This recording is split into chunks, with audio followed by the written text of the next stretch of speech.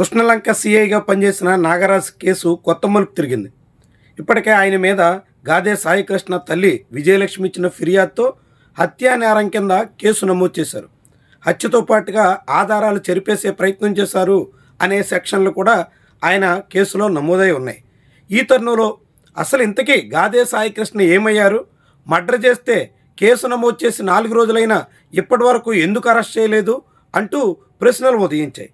నిన్న వైఎస్ జగన్మోహన్ రెడ్డి నేరుగా ముఖ్యమంత్రిని నిలదీయడంతో ఈరోజు సిఐ నాగరాజుని అదుపులో తీసుకున్నారు. ఆయన అరెస్ట్ చేసినట్టు ఈ కేసులో ప్రత్యేక దర్యాప్తు బృందం వెల్లడించింది. అయితే ఈ వ్యవహారంలో ఇప్పటికే సిఐ నాగరాజు చుట్టూ అనేక రకాల ప్రచారాలు సాగుతున్నాయి. పెద్ద మొత్తంలో ఆర్థిక అరాచకానికి పాల్పడ్డారు అనే అభియోగాలు వినిపిస్తున్నాయి. ముఖ్యంగా ఆయన బావ తోరవ రాము అనే వ్యక్తిని అడ్డం పెట్టుకుని భారీగా ఆస్తులు గడించినట్టుగా చెప్తున్నారు.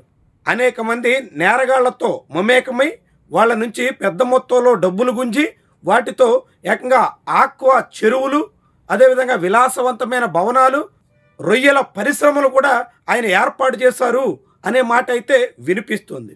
ఈ తరుణంలోనే ఇప్పుడు నాగరాజు కేసులో అన్నింటినీ సిట్ పరిశీలిస్తుందా, అన్ని అంశాలని లోతుల్లోకి వెళ్ళి దర్యాప్తు చేస్తుందా అనే ప్రశ్న అయితే ఉదయిస్తుంది.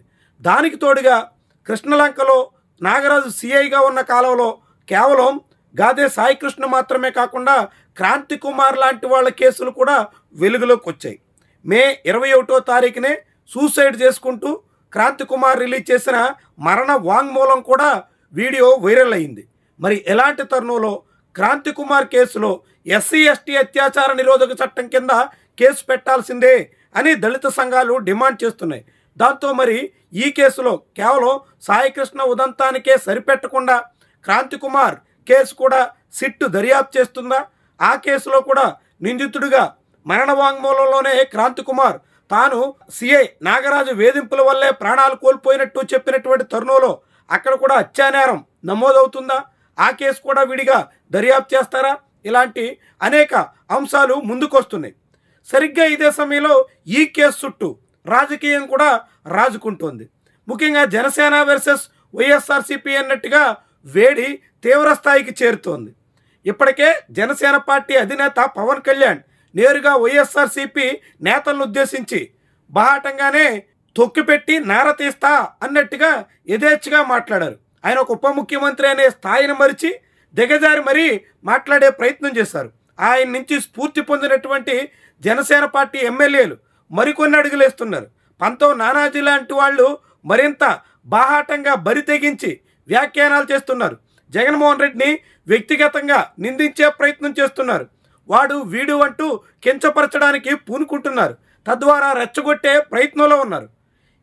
ఇవన్నీ సాగుతుండగానే రెండో వైపు జనసేన పార్టీ ఎమ్మెల్యేలు మాత్రం పవన్ కళ్యాణ్ మీద వ్యక్తిగత దాడి జరుగుతుంది అంటూ మీడియా ముందు వాపోతున్నారు. చాలా ఆసక్తికరమైనటువంటి వ్యవహారం.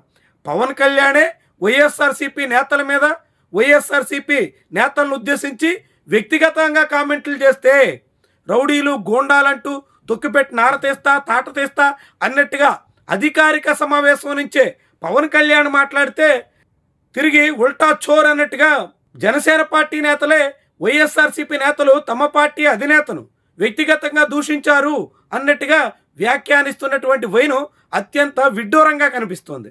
రాజకీయంగా ఆసక్తిని రేకెత్తిస్తుంది. ఏమైనప్పుడు కూడా పవన్ కళ్యాణ్ కామెంట్స్ తర్వాత వైఎస్ఆర్సీపీ నేతలు కాపులతో ప్రత్యేక సమావేశం పెట్టారు. వైజాగ్లో కాపులతో పెద్ద స్థాయిలో సభ ఏర్పాటు చేయాలన్న నిర్ణయానికి వచ్చారు. దాంతో ఈ కాక మరింత రాజుకోవడం ఖాయం అనే మాట అయితే వినిపిస్తోంది. Saikrishna custodial torture, lockup death, ఆ తర్వాత శవం కూడా దొరకకుండా దహనం చేసేసినటువంటి వైనం, ఇవన్నీ వెలుగులోకి వస్తున్న కొద్దీ సిఐ నాగరాజు కేసులో అనేక ఉదంతాలు ఒక్కొక్కటిగా బయటపడుతున్నాయి. అదే సమయంలో దీని చుట్టూ రాజకీయాలు రచ్చరచ్చగా మారుతున్నాయి. పవన్ కళ్యాణ్ అనేక రకాలుగా ఇరకాటంలో పడాల్సినటువంటి పరిస్థితిని తీసుకొస్తున్నాయి. దాంతో జనసేన పార్టీ ఎదురుదాడికైతే ప్రయత్నం చేస్తుంది. అది కూడా అంతగా వర్కౌట్ అవుతున్న దాఖలాలు అయితే కనిపించడం లేదు.